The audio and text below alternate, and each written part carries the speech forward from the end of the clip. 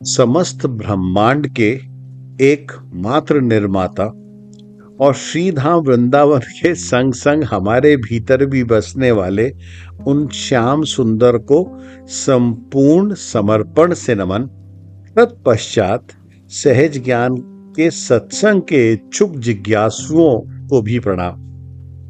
गत सत्संग में हमने अपने सहज ज्ञान की दिशा परिवर्तित करी और इस भव सागर को सहजता से पार करने के लिए जीवन में क्या महत्वपूर्ण है, क्या आवश्यक है, किसका संग किसका असंग करना चाहिए, उस पर चर्चा करी थी।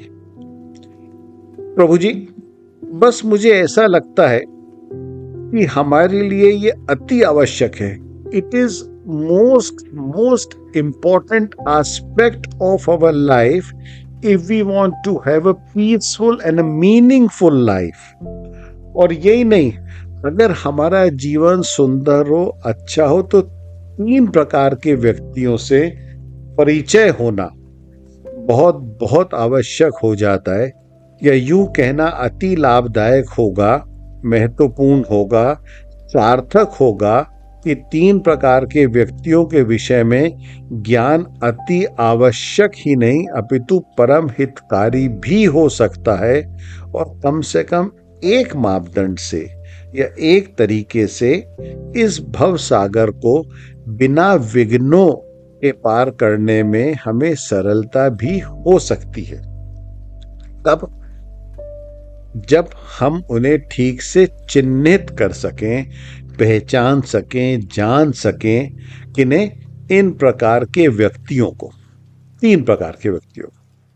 अच्छा, यहां प्रभु जी ये भी जोड़ा जा सकता है कि अगर अब तक उन लोगों से मिले ही ना हो, जानते ही ना हो, उनके विषय में ज्ञान कैसे अर्जित करें, जानकारी कैसे जुटाएं, तो एक तरीका है कि हमने उनके बारे में कुछ सुना हो, या हमारा आमना सामना कभी हुआ हो, या अपने किसी परिचित द्वारा, रिश्तेदार द्वारा कुछ सुना हो, या कभी कुछ पढ़ा हो, या हमने अपने बड़ों से, अपने शुभ चिंतकों से इन 3 प्रकार के जीवों के बारे में सुना हो, तो कुल मिलाकर यही तरीके हो सकते हैं उनके बारे में ज्ञान इकट्ठा करने के लिए।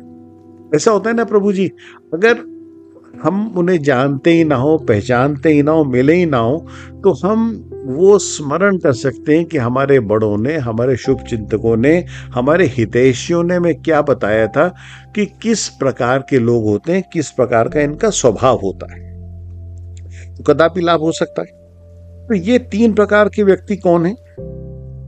तो सहयात्री जनों, ये 3 प्रकार के व्यक्ति हैं। पहला, संत स्वभाव के।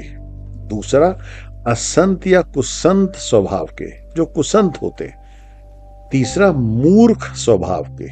पर क्योंकि सहज ज्ञान के सत्संग की दिशा अब मुड़ चुकी है और हम चर्चा कर रहे हैं दुष्टों के विषय पर, दुर्जनों पर, दुराचारियों पर, राक्षसी प्रवृत्ति के व्यक्तियों पर, तो इस दूसरी श्रेणी के जीव, इनको पहचानना अति अति आवश्यक है, या ये कहना ज्यादा अच्छा होगा, उपयोगी होगा, लाभदायक होगा कि ये सबसे हितकर होगा, हमारे हित में होगा कि दुष्ट की, दुर्जन की, दुराचारी की, दानव या दैत्य स्वभाव के व्यक्ति के बारे में पता चल जाए तो भैया कोसों दूर से ही रास्ता बदलने हट लेना चाहिए, जिससे उसकी छाया, उसका प्रभाव भी हमारे ऊपर ना पड़े।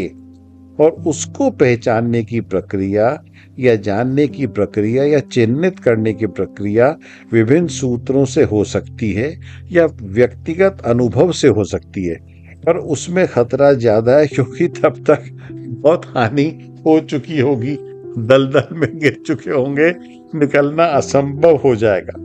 फिर उस पर चर्चा बाद में करेंगे। तो बिहारी जी से ही प्रार्थना करेंगे कि भैया करुणा निधि हो, परम करुणा के सागर हो, तो भैया हमारी रक्षा करना। चलिए प्रारंभ करते हैं आज के ज्ञान मोती पर सत्संग। पहले एक दोहे पर चर्चा कर लेते हैं। और ये ज्ञान मोती समुद्र की अनंत गहराई में डुबकी लगाकर मेरे एक अति प्यारे गुरु जनाब अब्दुल रहीम खान खाना साहब, जो बादशाह अकबर के नवरत्नों में से एक थे, उन्होंने निकाला इस ज्ञान मोती को। अच्छा, रहीम साहब मात्र फारसी उर्दू के ही ज्ञानी नहीं थे, अपितु संस्कृत और हिंदी के पंडित भी थे। रहीम साहब मेरे बहुत बहुत सम्मानित प्रिय गुरु भी हैं और इनकी खुली तिजोरी में से एक अनमोल अतुलनीय ज्ञान रत्नों के भंडार में से एक महारत्न को इस दोहे के रूप में मैंने निकाला है आपके समक्ष रखने के लिए। तो प्रभु जी, दोहा इस प्रकार है। रहीमन दुर्जन के संसर्ग से सज्जन लह्यो कलेस, ज्यों दसमुख अपराध ते बंधन लह्यो बलेस। पुनः कहूंगा जैसा कहता आ रहा हूं। रहीमन दुर्जन के संसर्ग से सज्जन लह्यो कलेस, ज्यों दसमुख अपराध ते बंधन लह्यो बलेस। अर्थात रहीम कहते हैं कि दुर्जन के संग रहने से, यह दुर्जन की श्रेणी में दुष्ट, निकृष्ट, नीच, पापी, दुराचारी सब तरह के लोगों का जिक्र है। तो रहीम कहते हैं कि दुर्जन के संग रहने से या उनके साथ रहने से या उनके साथ काम करने से या किसी भी प्रकार के सानिध्य से, सामिप्य से सज्जन व्यक्ति को सदैव क्लेश रहता है, संकट रहता है, समस्या रहती है, प्रिय या कष्टदायक परिस्थितियों का सामना करना भी पड़ सकता है या पड़ जाता है। जैसे अपराध तो दशमुखी लंकेश रावण ने किया माता सीता का अपहरण करके, पर क्योंकि बलेश यानी समुद्र पड़ोसी था, लंका के समीप था, लंका उसके तीर पे थी, तो लंकेश का सामीप्य से समुद्र को जो अथाह नुकसान हुआ, क्या कि वो बांधा गया, समुद्र बांधा गया। और तो और मनुष्य के द्वारा तो छोड़ो, वानरों द्वारा समुद्र को भेद कर उस पे राम सेतु का निर्माण हुआ। कितनी कमाल की बात, कितनी अद्भुत बात रहीम खान खाना साहब ने कही कि रहीमन दुर्जन के संसर्ग से, दुष्टों के साथ रहने से जो सज्जन है उसकी प्रतिष्ठा की हानि होती ही होती है। समुद्र, ये विचारणीय बात है प्रभु जी। मतलब कितनी गहराई में जाकर रहीम साहब ने निकाला होगा इस हीरे को। जरा सोच के देखिए कि किस गहराई में छलांग लगाई होगी रहीम साहब ने। प्रभु जी, सागर की महानता, समुद्र की विशालता, जलधि यानी समुद्र, ओशन और सी, उसकी शक्ति अवर्णनीय है, यानी सागर अपराजेय है, कल्पना भी नहीं की जा सकती समुद्र को पार करने की। यहाँ तो समुद्र को बांधने की बात हो गई। और यहाँ देखिए रहीम खान खाना साहब ये इशारा कर रहे हैं कि वो सागर जो इतना विशाल था, इतना महान था, इतना बलशाली था, इतना अपराजेय था, उसको मनुष्यों को तो छोड़ो, वानरों ने बांध दिया, नियंत्रण कर दिया उसके प्रभाव पर, अवरोध उत्पन्न कर दिया उसकी गति में। और ये सब क्यों? बस मात्र इस कारण से कि उसका सामीप्य था एक दुर्जन से, उसकी निकटता थी एक दुष्ट से, उसका संग था एक दुराचारी के साथ। अब देखिए, सारा अहंकार चूर चूर हो गया, सागर की सारी प्रतिष्ठा धूल धसूरित हो गई। सागर जो अपराजेय था, जो बलेश, वह आज वानरों द्वारा बांध दिया गया, क्योंकि उस त्रिलोक विजेता रावण का संग था। आप देखिए, रावण का जो हुआ वो तो सबने देखा, पर सदैव के लिए इस बेचारे समुद्र की जो हाल हुई वो भी सबने देख लिया। तो हमें जीवन में ये जान लेना चाहिए कि चाहे कोई कितना बड़ा आदमी क्यों ना हो, कितना धनाढ्य क्यों ना हो, कितना समाज में प्रतिष्ठित क्यों ना हो, अगर वो दुष्ट है, अगर वो दुराचारी है, तो कोसों दूर तक उससे संबंध नहीं रखने, उसकी छाया तक नहीं पड़नी चाहिए हमारे ऊपर, क्योंकि हमारी अंततो गत्वा हानि ही होगी। शारीरिक होगी, मानसिक होगी, भावनात्मक होगी, किसी भी प्रकार की हानि निश्चित है, सुनिश्चित है, अगर आप किसी दुर्जन के समीप जाते हैं। जैसा मैंने गत सत्संग में कहा था कि शुरू शुरू में तो बड़ा अच्छा लगा, कर्ण को अंगराज हो गए क्योंकि दुर्योधन ने राज दे दिया। वो जो सारथी पुत्र था उसको राजा बना दिया अंका।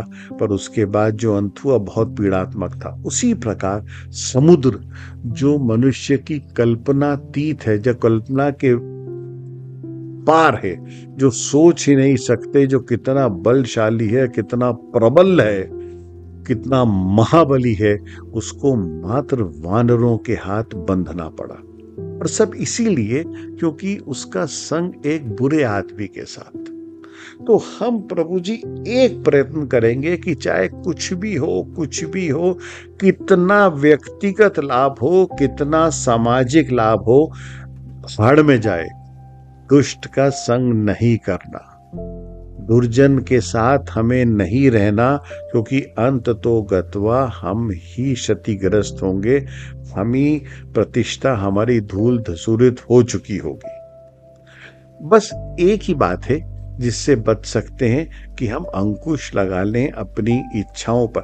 मतलब घूम फिर के जो सारी बात आती है ना प्रभु जी, वो ये है कि हम अपने कर्मों को सुधार लें।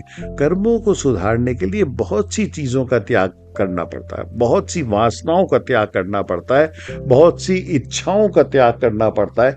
वो सब स्वीकार्य है, हमें सहज स्वीकार कर लेना चाहिए कि ना, चाहे कितना ही धन, कितनी संपत्ति, कितनी प्रतिष्ठा, कितना भाव, कितनी so called power in the present society you get by being close to a person who does not enjoy a good credibility but has a tremendous hold, ना, उससे हमें दूर रहना चाहिए, क्योंकि अंततो गत्वा हम ही मरेंगे, पिटेंगे, हम बहुत बुरी हालत में जाएंगे। आशा है प्रभु जी कि अब्दुल रहीम खान खाना साहब का ये दोहा आपको अच्छा लगा होगा, शिक्षाप्रद लगा होगा, और इससे हम अपने जीवन को संवारने का, सुधारने का सार्थक प्रयास करेंगे।